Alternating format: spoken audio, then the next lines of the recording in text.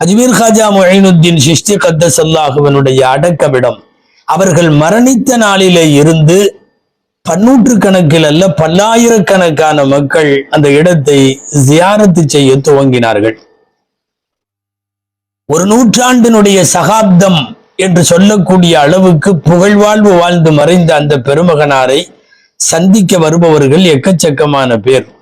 அவர்களுடைய கபரினுடைய அந்த இடத்தை பார்த்து பராமரித்து அதை நிர்வகித்து வந்தவர்கள் அஷேக ஹுசைன் அந்நாகூரி என்பவர்கள். அவர்கள்தான் அதை பராமரித்து வந்தார்கள். இந்த சூழ்நிலையில் தான் டெல்லியை ஆண்ட பேரரசர் மஹ்மூது கில்ஜி அவர் வருகிறார்.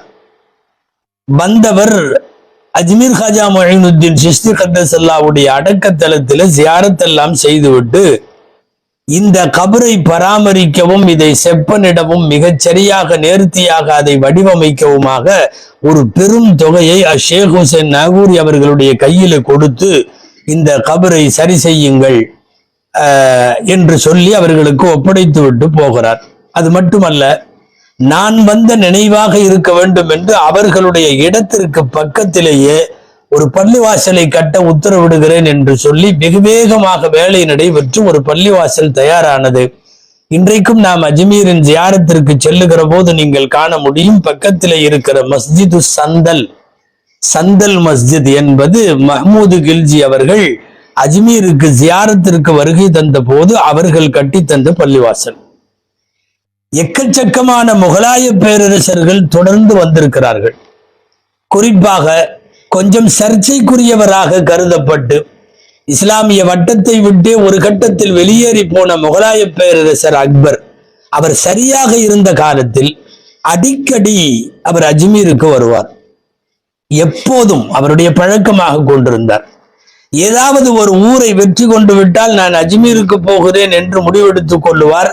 அவராக மனதிலே வைத்துக் கொண்டு வெற்றி கிடைத்தவுடன் நேராக அஜ்மீருக்கு வருவார். இப்படி வந்ததெல்லாம் நிறைய. அப்போது தன் பங்குக்கு அவர் அதன் பின்பகுதியிலே இன்னொரு பள்ளிவாசலை அவர் கட்டினார். ஹிஜாருல் முஹ்மர்ரான்னு சொல்லக்கூடிய சிவப்பு கற்களால் கட்டப்பட்ட ஒரு பள்ளிவாசல் அஜ்மீரிலே உண்டு. அவர்களுடைய அடக்க ஸ்தலத்திற்கு பக்கத்தில் அது அக்பர் அவரால் கட்டப்பட்டது. சஹ்னே சிராஜ் என்று சொல்லி அதை என்ன சொல்றது, விளக்கு மண்டபம் அப்படின்னு சொல்லலாம். அஜ்மீரிலே அவர்களுடைய மக்பராவுக்கு பக்கத்துல இருக்கிற அந்த விளக்கு மண்டபம், அதாவது வரக்கூடிய முசாஃபிர்கள் தங்குவதற்காக நாம் அந்த காலத்தில் சத்திரம் மடம் என்றெல்லாம் சொல்லுவோமே, அப்படி ஒன்றை கட்டி கொடுத்தது அக்பர் தான். அக்பர் இன்னொரு வேலை செய்தார். பெருகி வரும் கூட்டத்தை பார்த்து, மக்கள் வெள்ளத்தை பார்த்து, இந்துக்கள், கிறிஸ்தவர்கள், முஸ்லிம்கள் எல்லாரும் அந்த அடக்கத்தரத்திற்கு வருவதை பார்த்து உணவு ஏற்பாட்டிற்காக வேண்டி ஒரு மிகப்பெரிய வேலை செய்கிறார். என்னன்னா, பெரிய அளவிலே இதற்கென்றே பிரத்யேகமாக தயாரிக்கப்பட்ட ஒரு செம்பு சட்டி என்று சொல்லுவார்கள். நாம தேக்ஸான்னு சொல்றோமல்ல, அண்டான்னு சொல்றோமல்ல, அதுல அந்த காலத்தில் 125 தபர்ருகாத் என்று சொல்லுவார்கள். அதாவது 10,000 பேர் சாப்பிடுகிற அளவுக்கு சமைக்கிற ஒரு மிகப்பெரிய ஒரு ராட்சச தேக்ஸான்னு வைங்களேன், செம்பினால் செய்யப்பட்டது. இன்றைக்கும் அங்கே இருக்கிறது. மக்கள் போய் பார்க்கிறார்கள். அதிலே உணவுப் பொருட்களை கொட்டுகிறார்கள். அந்த செம்பு ஜட்டி முகலாய பேரரசர் அக்பர் அவர்களால் அது வடிவமைக்கப்பட்டு அது பிரத்யேகமாக அஜ்மீருக்கு என்று தரப்பட்டது. பல்லாயிரக்கணக்கான மக்கள் உணவு உண்ணுவதற்கு இன்றைக்கு வரையும் அந்த சட்டியிலே ஏற்பாடு உண்டு. அது அக்பரால் தரப்பட்டது. அவர் மட்டுமல்ல, பின்வந்த முகலாய பேரரசர்கள், அவர்களுடைய மக்கள், பேரன், பேத்தி என்று எல்லாரும் அங்கே வருகை தந்து கொண்டே இருப்பார்கள். இவருடைய மகன் ஜஹாங்கீர், முகலாய பேரரசர் ஜஹாங்கீர் அடிக்கடி அஜ்மீருக்கு வருவார். அஜ்மீருடைய எல்லையிலேயே காலின் செலுப்பை கலற்றி விடுவார். கையில எடுத்துக்கொண்டு வெறும் காலார நடந்து அஜ்மீர் காஜா முஈனுத்தீன் சிஷ்டி கத்தஸல்லாஹு சிர்ரஹுல் அசீஸ் அவர்களுடைய மக்பராவுக்கு ஜியாரத்து செய்வார். தன்னுடைய பங்குக்கு தந்தையை போன்று இல்லாவிட்டாலும் ஓரளவு 5000 பேர் சாப்பிடுகிற கதிர நுஹாஸ் சிறிய செம்பு சட்டி ஒன்றை தயார் செய்து, அதுவும் இன்றைக்கும் அங்கே இருக்கிறது, காண்போரை கவருகிற வகையில்.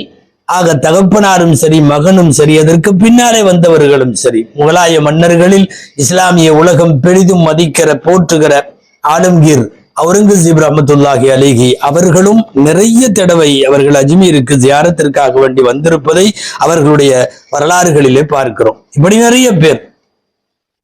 ஷாஜஹான் வந்தார், மனைவிக்கே அவ்வளவு பெரிய தாஜ்மஹாலை கட்டியவர் அல்லவா அவர். ஷாஜஹான் அஜ்மீருக்கு வந்து ஜியாரத்து செய்து விட்டு திரும்பிய பக்கமெல்லாம் அந்த பள்ளிவாசல் இந்த மன்னர் கட்டியது, இந்த பள்ளிவாசல் இந்த மன்னர் கட்டியது, சஹனே சிராஜ் இவர் கட்டியது, மஸ்ஜித் சந்தல் இவர் கட்டியது, 25,000 பேர் கிட்டத்தட்ட சாப்பிடுகிற சட்டி, 10,000 பேர் சாப்பிடுகிற சட்டி என்றெல்லாம் இது எல்லாரும் கொடுத்ததுன்னு எல்லாம் சொல்லிட்டு தன் பங்குக்கு செய்ய வேண்டும் என்பதற்காக ஒயிட் மார்பிள்ல ஒரு பள்ளிவாசல் அதுவும் இருக்கிறது. அஜ்மீரை சுற்றி இருக்கக்கூடிய ஏராளமான வழக்கத்தலங்கள் முகலாய மன்னர்களால் கட்டித்தரப்பட்டவை.